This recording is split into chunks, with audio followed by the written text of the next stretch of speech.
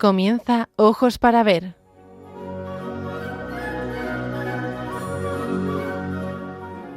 Hoy dirigido por María Viana.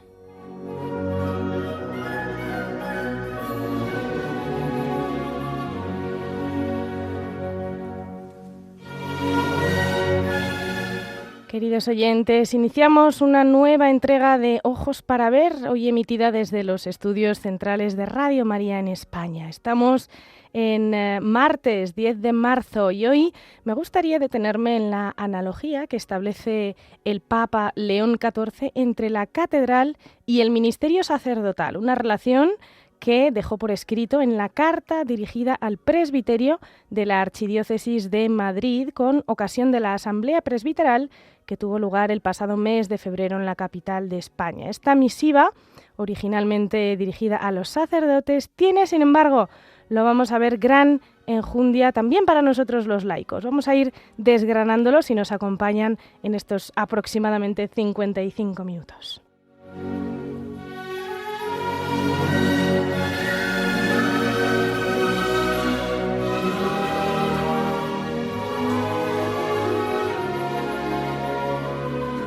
Y es que, como saben, en el arte sacro prácticamente todo tiene un porqué, un motivo simbólico que nos remite al misterio que celebramos. Los elementos, su disposición, son imágenes catequéticas que vamos a ir desglosando a lo largo de este programa a la luz de la carta del Papa León. Acomódense, por tanto, para disfrutar de este programa, Ojos para Ver, que tienen disponible también como podcast en la web de Radio María y al cual se pueden dirigir escribiéndonos directamente al correo electrónico ojosparaver8@radiomaria.es. Vamos entonces a iniciar este espacio que aúna el Magisterio Pontificio de León y lo que la iconografía arquitectónica tiene que decirnos a nuestra vocación y a nuestra vida de fe.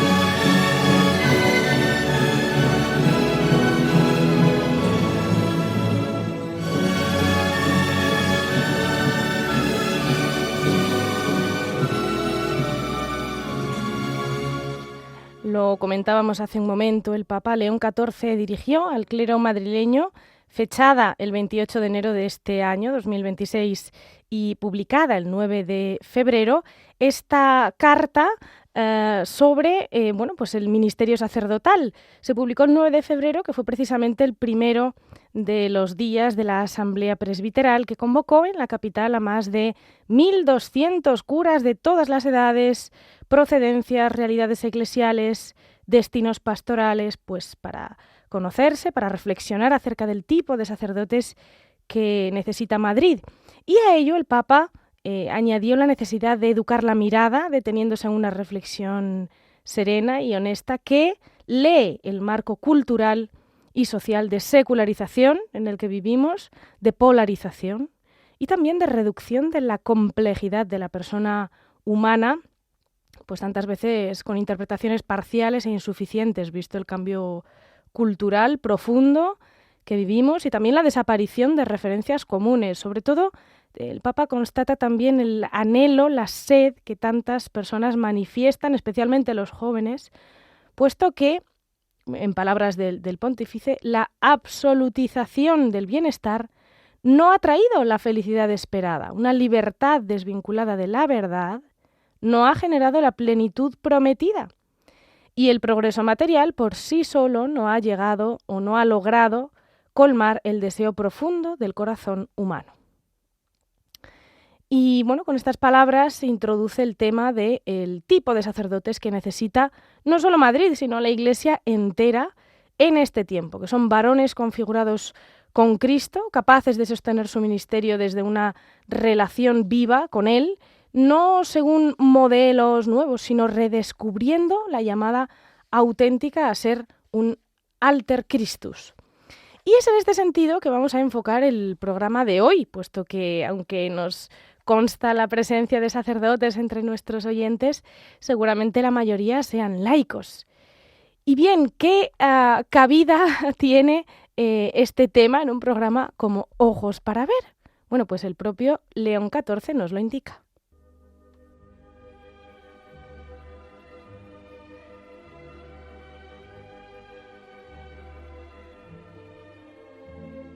Queridos hijos, permitidme que hoy os hable del sacerdocio sirviéndome de una imagen que conocéis bien, vuestra catedral. No para describir un edificio, sino para aprender de él. Porque las catedrales, como cualquier lugar sagrado, existen como el sacerdocio para conducir al encuentro con Dios y a la reconciliación con nuestros hermanos. Y sus elementos encierran una lección para nuestra vida y ministerio.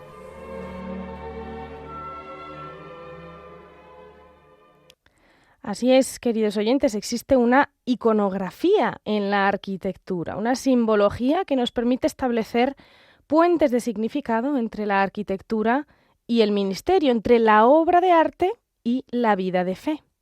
Y esto, como iremos viendo, pues no es solo aplicable a los sacerdotes. Auguste Rodin, célebre escultor francés, en su libro Las catedrales de Francia, afirmó: este libro no analiza la catedral, la presenta viva para la vida. Y eso es un poco también lo que pretendemos hoy hacer, lo que pensamos que también ha pretendido hacer el Santo Padre. Efectivamente, constatar que la catedral no es solo un monumento, no es solo la cátedra del obispo, del ordinario del lugar, sino que es también una obra de arte total, con un lenguaje sacramental en función de la liturgia y de la comunidad cristiana. De ahí que queramos hoy desarrollar esta relación que propone el Papa León.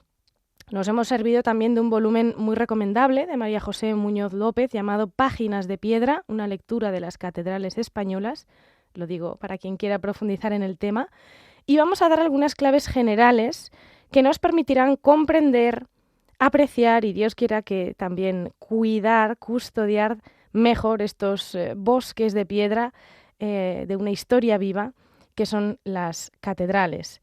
Ya lo decía el Papa, las catedrales, como cualquier lugar sagrado, existen, como el sacerdocio, para conducir al encuentro con Dios y la reconciliación con nuestros hermanos. Y esto también un poco en función, lo diremos más adelante, de esta vocación que tenemos de ser templos vivos del Espíritu Santo. Así que es una analogía perfectamente pertinente. Debemos comprender, antes de nada, que el término catedral surge en el siglo IX-X al amparo del estilo románico, que gracias al establecimiento del Camino de Santiago, al amparo del descubrimiento del sepulcro apostólico, se configura como un primer gran estilo europeo, no tan internacional como lo será el gótico, pero desde luego sí con una unidad estética que se vertebra a lo largo de toda la ruta jacobea. Como ya sabrán, en los primeros tiempos los cristianos se reunían por las casas, en las domus ecclesia, que darían paso a las basílicas, esas arquitecturas formalmente romanas en las que introducen reminiscencias de la sinagoga con la inédita novedad de la Eucaristía. Por tanto, son espacios celebrativos axiales en Occidente, de planta centralizada en Oriente, hablamos siempre a grandes rasgos de lo más común, y, por tanto, las catedrales llevan más de un milenio siendo testimonios vivos de la cultura, la espiritualidad, la vida litúrgica, la vida también económica, política, social de los territorios en los que se insertan. No queremos hoy tanto hacer apología de esta tipología arquitectónica, así que sin más dilación, sin más contexto, vamos a, por tanto, a hacer este recorrido de significado espiritual, iniciando de mano de lo que nos ha dejado escrito el Santo Padre.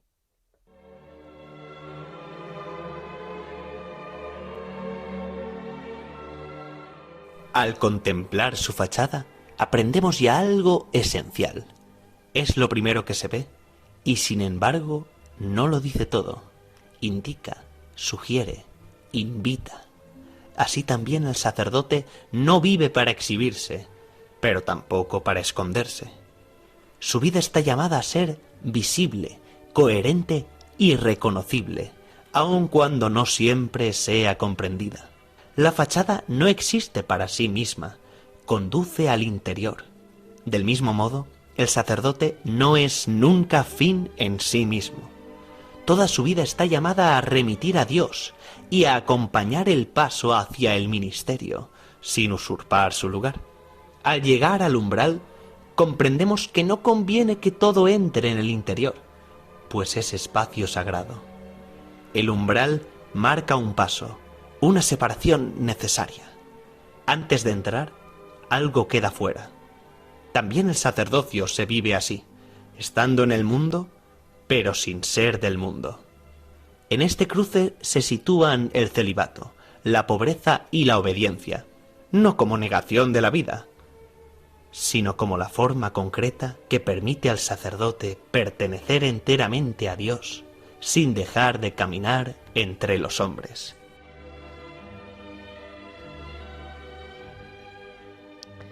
Efectivamente, la fachada es el rostro que una iglesia, una catedral, muestra hacia el exterior. Es lo que nos hace reconocerla, normalmente en su portada, es decir, la puerta principal que da acceso al interior. En época medieval, las catedrales convirtieron sus fachadas en verdaderos lienzos didácticos, donde ya se comenzaba a catequizar al fiel, normalmente analfabeto, acerca de los pecados, las virtudes. Encontramos en las portadas de nuestras catedrales ciclos iconográficos de episodios del Antiguo y del Nuevo Testamento, escenas de santos patronos, de la Virgen María, en tímpanos, en pilares, en parteluces, en arquivoltas, pero también imágenes de demonios como muestra de la batalla espiritual del cristiano en todo tiempo. Lo interesante es que más allá del estilo, los mensajes son universales, precisamente cuando beben pues, de la escritura, de la tradición del magisterio. Y es interesante esto porque independientemente del estilo artístico, la Iglesia Católica nunca ha asumido un estilo como propio, digamos como estilo eclesiástico, sino que a lo largo de la historia del arte pues vemos cómo las iglesias han ido adaptando, han ido alimentándose de las propuestas plásticas del estilo románico, gótico, renacentista, barroco. Y esto digo que es interesante porque nos decía el Papa que del mismo modo que la catedral, el sacerdote, podríamos decir incluso el cristiano en general, no vive para exhibirse, pero tampoco para esconderse, y que su vida está llamada a ser visible, coherente y reconocible, aun cuando no siempre sea comprendida. Esto nos puede pasar, obviamente, como saben, sería imposible abarcar aquí la explicación iconográfica de todas las catedrales de España. Entonces este es ya, digamos, un trabajo más individual de cada oyente, preocupado por conocer qué es lo que hay en su catedral, qué se representa, pero sí que es interesante esto, aun cuando no siempre sea comprendida, esta portada, esta fachada, su unidad armónica, su equilibrio, sus formas plásticas nos están hablando de una coherencia, ¿no? Pienso que, por ejemplo, en el Pórtico de la Gloria de Santiago de Compostela, ¿no? Que antes de la Reforma Barroca y de la fachada que hoy todos conocemos como la cara visible de la Catedral de Santiago, que es la que da a la Plaza del Obradoiro, pues era precisamente este Pórtico de la Gloria el que recibía a los peregrinos que llegaban, que lograban llegar después de una travesía ardua a ese corazón palpitante de la evangelización de España, que es el sepulcro apostólico. Y los recibía con un programa fascinante, impresionante, que incluye a muchos santos, profetas, la preparación del juicio final con Cristo triunfante, con los demonios tentando con los pecados capitales en una maraña que contrasta con los beatos, con los dichosos que son salvados por la misericordia de Dios en la parte izquierda. Innumerables serían los ejemplos, y no se trata hoy tanto de aterrizarlo, sino más bien de hablar en líneas generales de su simbolismo, de forma que se puede aplicar pues, a cualquier templo. Por eso, regresando a la fachada, nos habla de la preparación para un encuentro. Como decía el Papa, es lo primero que se ve, pero la fachada no siempre nos permite conocer el interior. Las fachadas no siempre revelan la estructura interna, a veces sí, a veces pues tienen una serie de cuerpos en los cuales se puede ver que tiene pues 3 naves a nivel interno, que tiene 2 alturas, etcétera, pero no siempre. Lo que sí son siempre es una primera carta de presentación, la cara visible hacia el exterior. Y otra cosa muy interesante que indica el Santo Padre es que no conviene que todo entre en el interior, puesto que estamos a punto de penetrar en un espacio sagrado. Comprendamos que no se refiere únicamente a las lógicas y necesarias normas de decoro, que aunque son casi que de sentido común, pues todavía sigue habiendo polémicas porque a uno no le dejen entrar de cualquier manera en la casa de Dios. Sino más bien entendámoslo como que pues es necesaria una actitud de disposición interior para el encuentro con el Señor, una reverencia.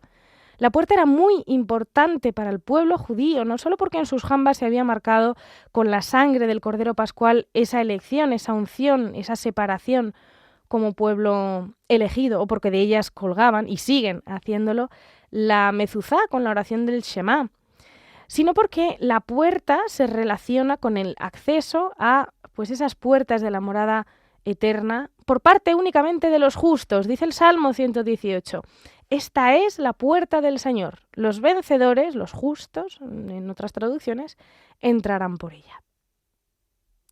Nosotros somos justificados por Cristo, somos triunfadores gracias a aquel que nos amó, como dice San Pablo a los romanos, no por méritos propios, no porque apliquemos nuestra justicia, que poco tiene que ver tantas veces con la del Señor, sino que, pues como digo, triunfadores gracias a aquel que nos amó.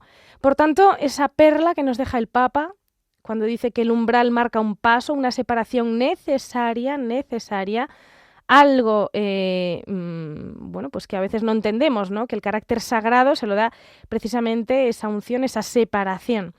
Y dice también el Papa, antes de entrar algo queda fuera. Y es fundamental que sea así. La fachada nos da la oportunidad de la contrición, de la expectación, del discernimiento, porque no todo vale, no todo es digno del templo de Dios, como tampoco del templo que Él se quiere construir en cada sacerdote y en cada cristiano, como también San Pablo se lo dice a los corintios, cuando dice, ¿no sabéis que sois templo de Dios? Una pregunta retórica impresionante y sobre la que vale la pena reflexionar. Bien, estamos siguiendo las palabras del Papa para este encuentro sacerdotal, esta asamblea celebrada en Madrid, cuyo himno oficial vamos a escuchar a continuación.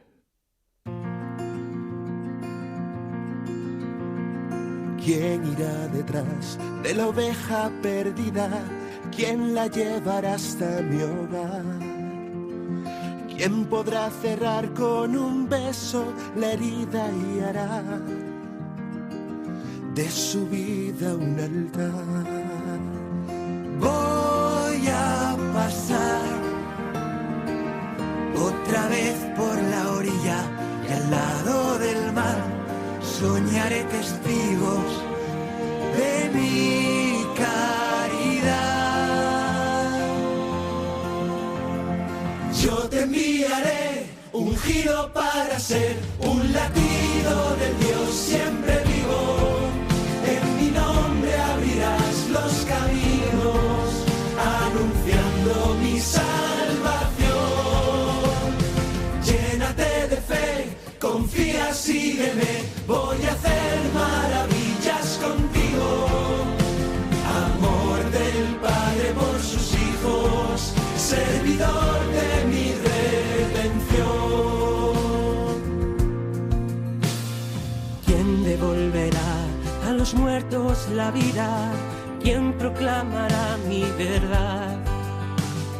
¿Quién abrazará mi madero con la libertad del que quiere salvar? Voy a pasar otra vez por la orilla y al lado del mar soñaré testigos de mi caridad. Yo te enviaré ungido para ser un latido del Dios siempre vivo. En mi nombre abrirás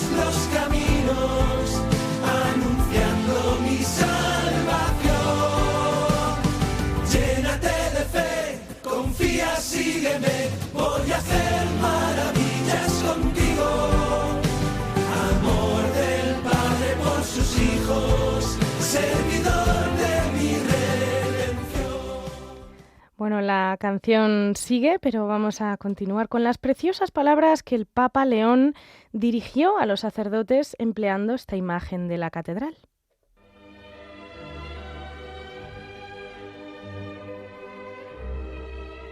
Al recorrer el templo, advertimos que todo descansa sobre las columnas que sostienen el conjunto.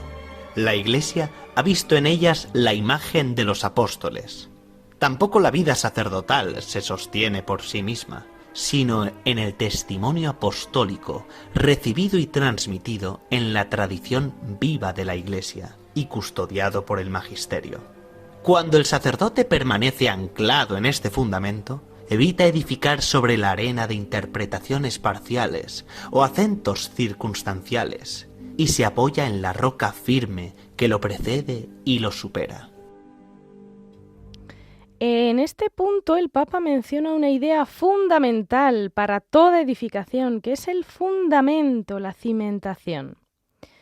Ustedes, queridos oyentes de Ojos para Ver, aquí en Radio María España, pueden hacer este precioso ejercicio de investigación de por qué su catedral, la catedral de la diócesis a la que pertenecen, está emplazada donde está emplazada. ¿Fue acaso lugar de martirio de algún santo local? ¿Acoge las reliquias de alguna virgen, de algún testigo de la fe que hasta hoy custodia y proteja a los fieles del lugar? ¿Hubo acaso alguna aparición mariana en esa ubicación? España es tierra de santos, tierra de María, tierra amada y privilegiada por el Señor, tierra de misioneros que han dado la vida por el anuncio del Evangelio. Y este es el fundamento. Huelga desarrollar esta imagen de los apóstoles como columnas de la Iglesia. Imagen que es incluso bíblica. Dice San Pablo a los Efesios: así pues, ya no sois extraños ni forasteros, sino conciudadanos de los santos y familiares de Dios, edificados sobre el cimiento de los apóstoles y profetas, siendo la piedra angular Cristo mismo, en quien toda edificación bien trabada se eleva hasta formar un templo santo en el Señor, en quien también vosotros estáis siendo juntamente edificados, hasta ser morada de Dios en el Espíritu. Vean, por tanto, que esta analogía, este empleo de la imagen de la catedral, pues para edificar también nuestra vida de fe, no es sino bíblica. Y esto es muy interesante porque el Papa pone el acento en estas columnas. Él mismo, como vicario de Cristo en la tierra, pues es este garante que confirma a los suyos en la fe, a sus hermanos en la fe. Esta es la misión de Pedro, toda la sucesión apostólica garantizada en la Iglesia. Pero además es que dice algo muy interesante aquí el Papa León, cuando habla de que todo en el templo descansa sobre las columnas que sostienen el conjunto. Él dice que tampoco la vida sacerdotal, y podríamos decir por extensión la vida de fe, se sostiene por sí misma. No somos autosuficientes, no somos independientes, no nos bastamos a nosotros mismos, al contrario que muchas tendencias que escuchamos en los medios de comunicación, en las redes sociales, como si lo pudiéramos todo.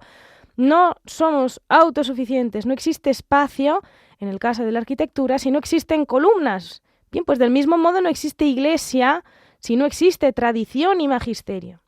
Este construir sobre roca, en el que incide el Papa para evitar interpretaciones parciales de la fe, es fundamental. Y los elementos sustentantes son, como decíamos hace un momento, los que constituyen la zona principal del templo. Es verdad que muchas veces son soporte pues, de relieves fantásticos. Muchas veces vemos columnas con capiteles también didácticos en el sentido catequético, pues en el que vemos historias de los santos, ciclos cristológicos o representaciones de pecados y de virtudes. Incluso muchas veces en sí la propia columna pues es verdaderamente interesante, ¿no? Desde el punto de vista estético, estilístico. Pienso, por ejemplo, en la Sagrada Familia, en esas soluciones impresionantes del venerable Gaudí. En el caso de las catedrales, pues las naves, que son, pues como decíamos, esa zona principal del templo, se articulan siempre en un número impar de naves, normalmente 3 o 5, con la nave central más elevada, más ancha y a menudo más alta que las laterales, sobre todo a partir de la plena Edad Media, y ya, pues qué decir con la eclosión del gótico y su estética de la luz. con esos vitrales maravillosos que hacen penetrar la luz al interior del espacio, iluminándolo no solo de forma física, sino también simbólica. A este tema, por cierto, ya hemos dedicado un programa anterior de Ojos para Ver. Si es un tema de su interés, no duden en escribirnos a ojosparaver8@radiomaria.es para que podamos facilitárselo. Todos los programas ya saben que están en la web de Radio María. Acabamos de decir que la mayor parte del espacio catedralicio es nave. Las naves articulan la forma, la amplitud, la iluminación, también la composición, la altura del templo, en definitiva, su constitución. Siempre en función de una planta que es un poco como si fuera el esqueleto de la catedral y que configura pues una catedral, por ejemplo, basilical o de planta centralizada o de salón, planta de cruz latina, como son muchas de nuestras catedrales españolas, planta de cruz griega, etc. Durante la mayor parte de la historia del cristianismo, los espacios celebrativos adoptaron plantas con forma de cruz, con una nave central que se configura como un camino por el que discurre algo genuinamente catedralicio, que es la liturgia procesional. Es una práctica milenaria y que hace que esta nave central se configure pues un poco como una columna vertebral de las catedrales con planta basilical, ¿no? Con este eje axial hasta el altar, que veremos en un momentito, o también a catedrales con planta de cruz latina o de salón. Ya, por otra parte, las plantas centralizadas, que hemos dicho que eran más generalizadas en Oriente y también son más comunes en la arquitectura religiosa contemporánea, pues tienen otras ventajas, digamos así, facilitan la participación, la visibilidad recíproca, que es también muy importante para este sentir de pueblo de Dios único, de cuerpo realmente, y pues la unidad de la asamblea en la acción litúrgica, ¿no? Aunque es verdad que encontramos en la historia del arte estas plantas centralizadas, como he dicho, sobre todo en Oriente, tanto en planes centrales como en plantas de cruz griega. Por tanto, las columnas estructuran las naves, que son lo que constituye el cuerpo en su sentido más pleno, esa identificación con los miembros del cuerpo vivo, místico de Cristo. Por eso es interesante, y de nuevo les invito a pensar en su propia catedral o incluso en su parroquia, porque muchas de ellas tienen la planta cruciforme, y esto teniendo de fondo esta analogía entre el cuerpo y la iglesia, que no es sino una referencia pues a lo que es el centro, el corazón del cristianismo, que es la cruz de Cristo.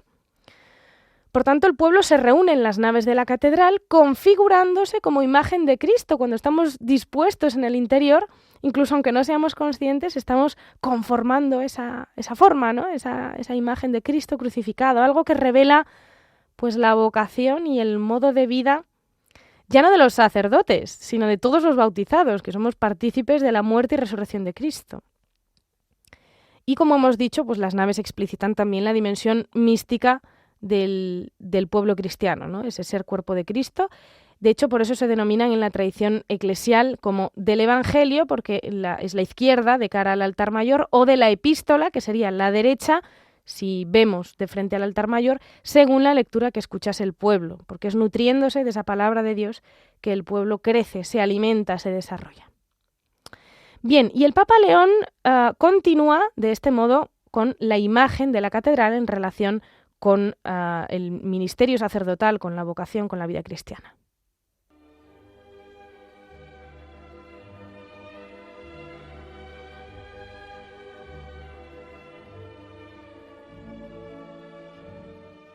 Antes de llegar al presbiterio, la catedral nos muestra lugares discretos pero fundamentales.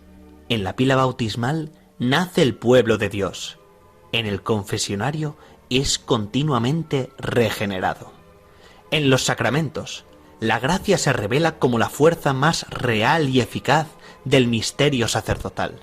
Por eso, queridos hijos, celebrad los sacramentos con dignidad y fe, siendo conscientes de que lo que en ellos se produce es la verdadera fuerza que edifica la Iglesia y que son el fin último al que se ordena todo nuestro ministerio.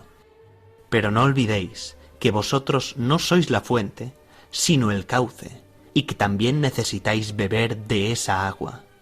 Por eso, no dejéis de confesaros, de volver siempre a la misericordia que anunciáis.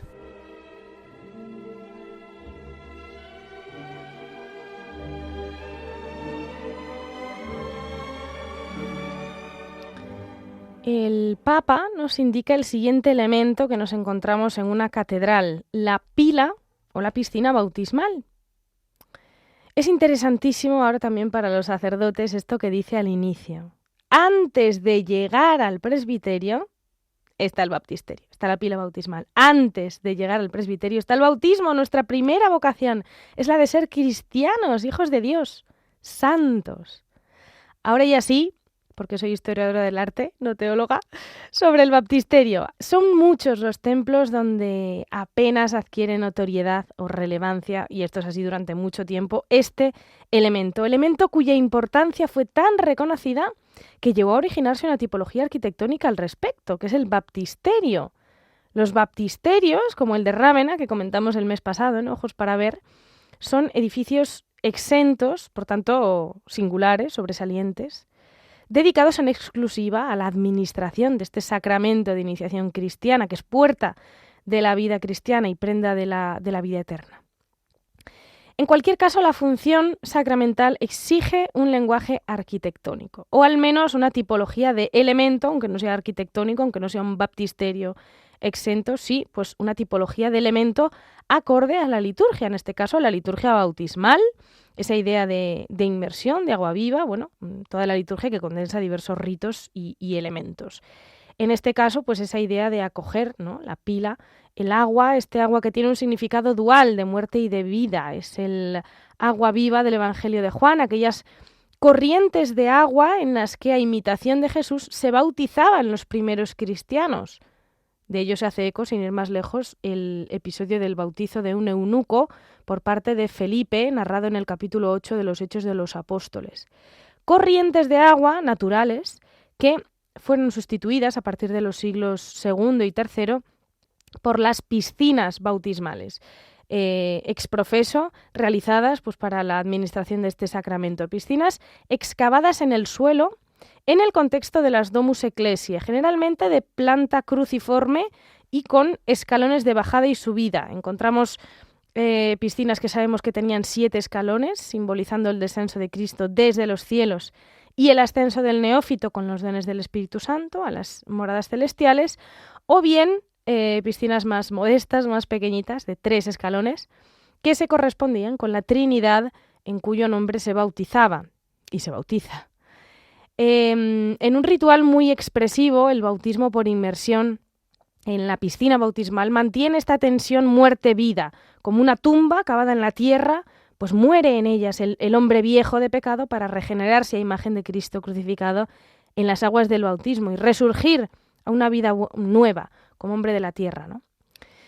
Con la libertad de culto y el crecimiento del cristianismo se estimuló la construcción de edificios autónomos pero próximos a la catedral. Lo hemos dicho ya, lugares específicos para el ritual, celebrado en ese momento exclusivamente en Pascua y en Pentecostés.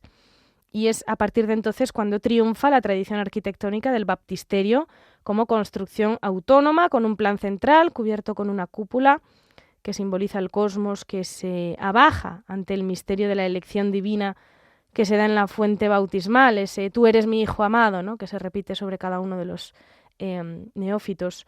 O también pues, baptisterios con una planta octogonal que remite a la resurrección. Octogonal porque pues hace referencia al octavo día. El octavo día es el día de la recreación, digamos, del ser tras las 7 jornadas de la creación. Ya hemos dicho que el Renacimiento retoma esta idea de un espacio exento, pero durante la Edad Media sucede que se generaliza el bautismo por infusión. Y con ello, las pilas bautismales. A esto hacía referencia el Papa León porque realmente es, incluso a día de hoy, pues lo más extendido, ¿no? Una pila bautismal donde el bautismo se realiza, pues esto, echando agua sobre la cabeza, ¿no? En la península ibérica tenemos pilas bautismales de gran calidad, de gran cantidad también, especialmente como soporte iconográfico. Ya es verdad que a partir del siglo VIII las catedrales mantienen la necesidad de resaltar la singularidad del sacramento con un espacio dedicado a la pila bautismal. Se reserva un lugar próximo a la entrada como señal de la preeminencia del bautismo, ¿no?, como entrada en plenitud a la Iglesia y también como promesa de la tierra prometida.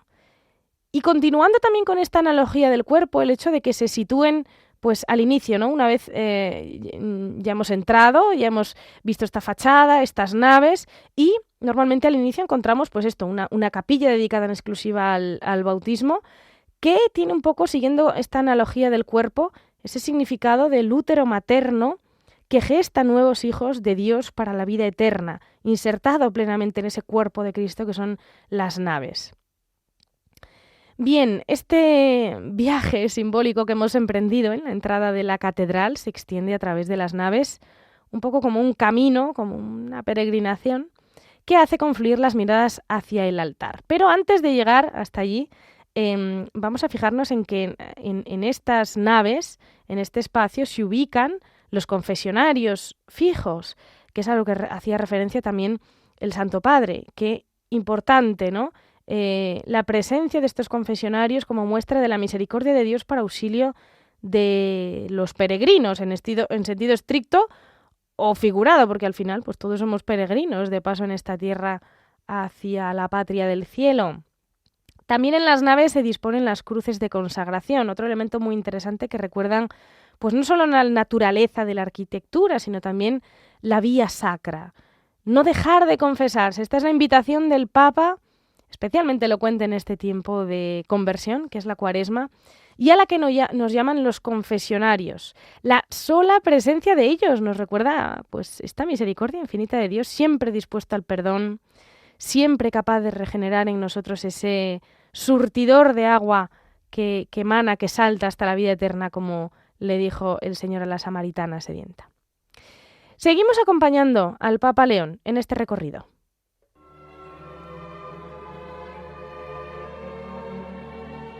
Junto al espacio central se abren capillas diversas. Cada una tiene su historia, su advocación. A pesar de ser distintas en arte y composición, todas comparten una misma orientación. Ninguna está girada hacia sí misma, ninguna rompe la armonía del conjunto. Así sucede también en la Iglesia, con los distintos carismas y espiritualidades mediante los cuales el Señor enriquece y sostiene vuestra vocación. Cada uno recibe una forma particular de expresar la fe y de nutrir la interioridad, pero todos permanecen orientados hacia el mismo centro.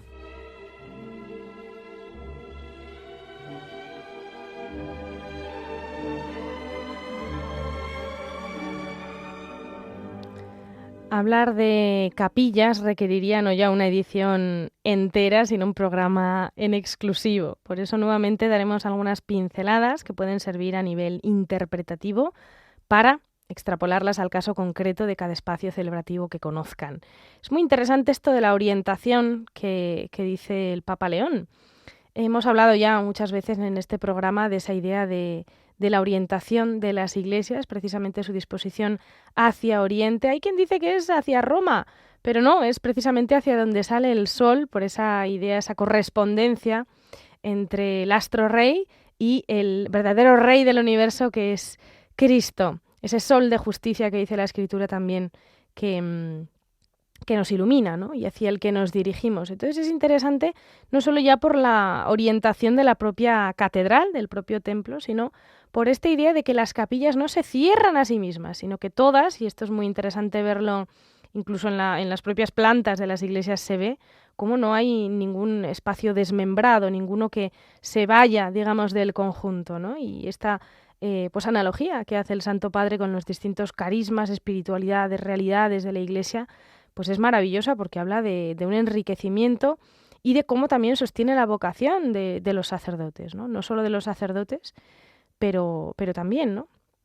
Como saben, las capillas pues pueden ser pequeños oratorios independientes, pero en el contexto que estamos hablando, en el contexto de la catedral, tal y como acabamos de escuchar, que lo propone el Papa León, hablamos de esos espacios interiores tan diversos, con diferentes dimensiones, usos, advocaciones, historias, muchas veces ligadas a historias personales de mecenas o de donantes, con diferentes ubicaciones y con diferentes usos también, y esta variedad pues nos habla de la riqueza de la Iglesia, como decía el Papa, y también de la historia de una comunidad cristiana ligada a través de los siglos a su catedral.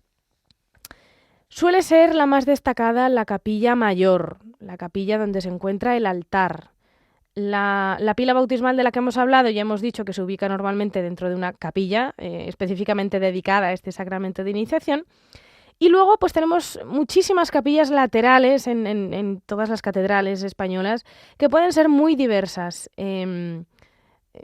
abiertas de acceso directo, con rejerías también maravillosas, como habitáculos que configuran la planta y que pues se dedican al Santísimo Sacramento, a santos, a la Virgen. Bueno, normalmente a la Madre de Dios se dedica la capilla axial, que es la que está tras el altar mayor, en el eje central de la planta. En todo caso, todas estas capillas son muestrarios de los diversos estilos artísticos que a lo largo de la historia han moldeado el espacio, delimitando pues espacios de oración, a veces espacios sepulcrales, o bien oratorios de devociones particulares ligados, por ejemplo, a familias nobles o a familias religiosas, pues con retablos, con objetos especialmente preciados. Pienso, por ejemplo, en el caso privilegiado de la capilla del Santo Cáliz de la Catedral de Valencia. Las capillas se abren al altar mayor, sobre todo la ya mencionada capilla mayor. Normalmente en ella se sitúa el ambón, que es sede de la proclamación de la palabra de Dios, y estableciendo pues estos puentes de significado que venimos realizando con el templo comprendido como cuerpo. La boca desde la que se proclama la palabra que se hace carne en la asamblea es precisamente el ambón ubicado pues en esta capilla mayor, ¿no? Que también contiene el presbiterio, normalmente una girola alrededor, ¿no? Como una corona en la que se pueden distribuir otras capillas, ¿no? Sí que quería hacer mención a este ambón con forma de atril, podio, púlpito. El ambón se ubica en un lugar elevado dentro del presbiterio, se presenta también un poco como mesa donde Cristo se entrega, como aquella palabra hecha carne que habita entre nosotros, el logos del Padre. Por tanto, una capilla privilegiada, especialmente importante, a pesar de que cada una tiene su historia y vale mucho la pena conocerla. Vamos a escuchar a continuación una de las más bellas obras del compositor y virtuoso guitarrista paraguayo Agustín Barrios, conocido como Mangoré, uno de los mayores exponentes de la guitarra clásica en la primera mitad del siglo pasado. Es una pieza, enseguida lo escucharán, que tiene secciones muy diferenciadas, todas muy evocadoras de diferentes aspectos de la catedral, que así es su título, La Catedral, de Agustín Barrios. En un primer momento tenía dos movimientos, andante religioso y allegro solemne, a la que casi 2 décadas después el compositor añadiría un preludio un tanto melancólico, solemne, también bueno, con un aire grandioso, pausado, casi contemplativo. El andante religioso se dice que fue inspirado tras oír la interpretación de una pieza de Bach en el órgano de la Catedral de San José de Montevideo. De ahí su ritmo contenido, que vamos a escuchar en esta segunda parte, y sus acordes amplios, con un aire, bueno, antiguo, con un sentido también de movimiento procesional, con un sentido espiritual y también ascensional.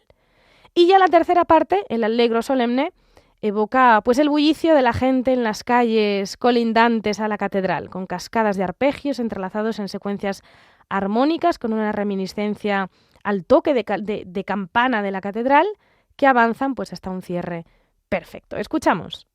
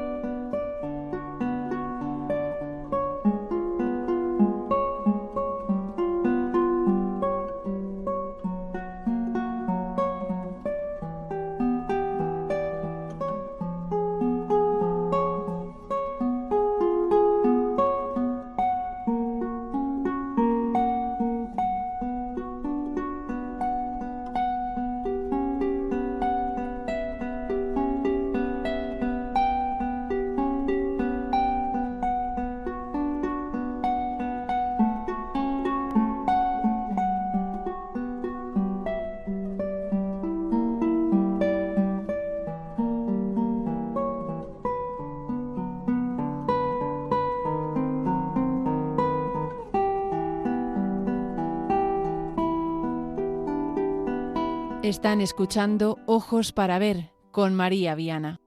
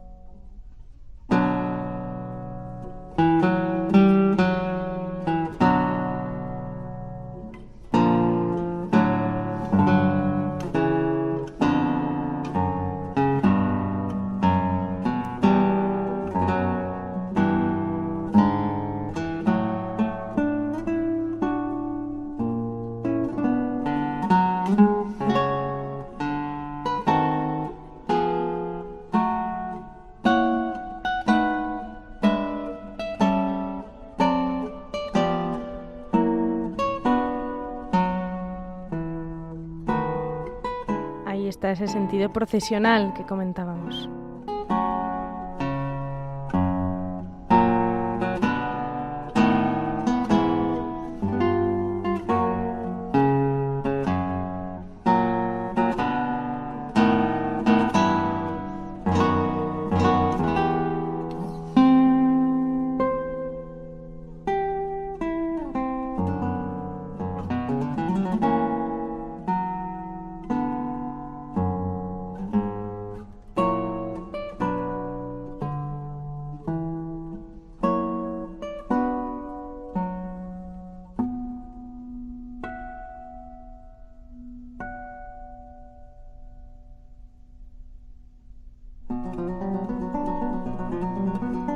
Y aquí volvemos al mundo exterior, al bullicio de la gente. También la catedral como monumento, como hito en la propia ciudad. Escuchamos.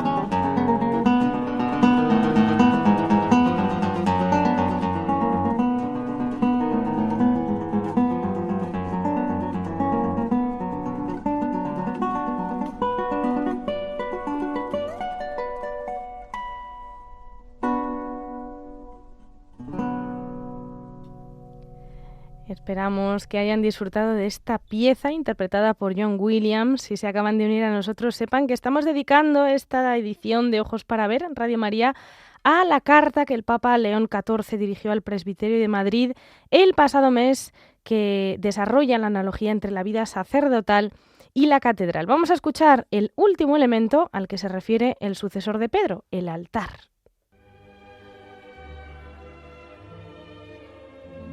Miremos el centro de todo, hijos míos. Aquí se revela qué da sentido a lo que hacéis cada día y de dónde brota vuestro ministerio. En el altar, por vuestras manos, se actualiza el sacrificio de Cristo en la más alta acción confiada a manos humanas. En el sagrario permanece aquel que habéis ofrecido, confiado de nuevo a vuestro cuidado. Sed adoradores, hombres de profunda oración, y enseñad a vuestro pueblo a hacer lo mismo. El altar es un elemento milenario, presente en todas las religiones como lugar de encuentro entre la humanidad y la divinidad a través del sacrificio.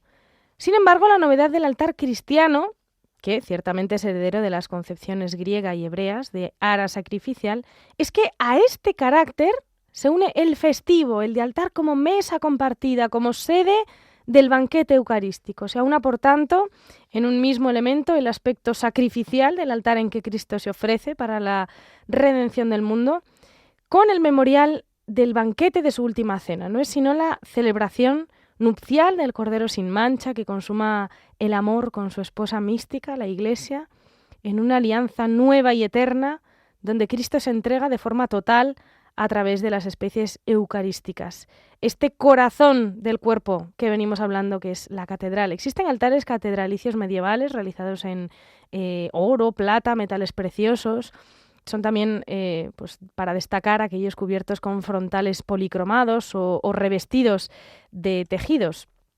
Pero lo cierto es que, independientemente de ello, pues ese sentido simbólico prima, ¿no? Y además el altar mayor de las catedrales suele estar precedido por otro elemento interesante, que es una escalinata triple o quíntuple que evoca pues esas montañas sagradas en las que se ofrecían sacrificios para religar al hombre con los dioses. Pues ahora es Cristo quien desciende, quien busca y encuentra al hombre perdido para entregarse a sí mismo en ese corazón, como hemos dicho, de la catedral, que es el altar eucarístico.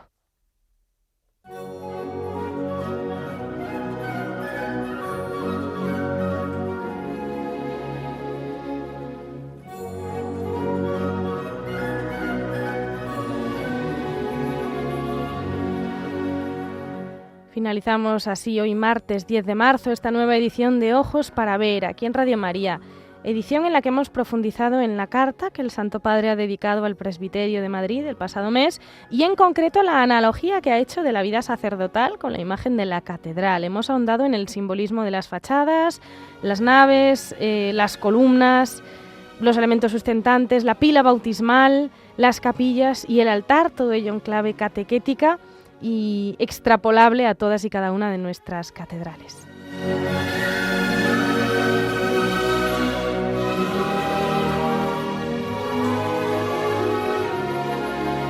Gracias por permanecer con nosotros durante estos 55 minutos más o menos. Les recordamos que este programa es de emisión semanal todos los martes, aunque si se lo han perdido o quieren escucharlo y compartirlo en formato podcast, pueden acceder a él a través de la web de Radio María o solicitárnoslo directamente. Les invitamos a continuar sintonizando Radio María y les tenemos siempre presentes en la oración.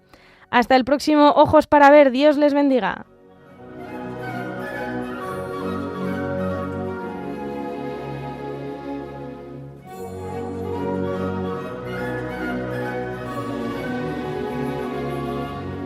Así concluye Ojos para Ver, un programa hoy dirigido por María Viana.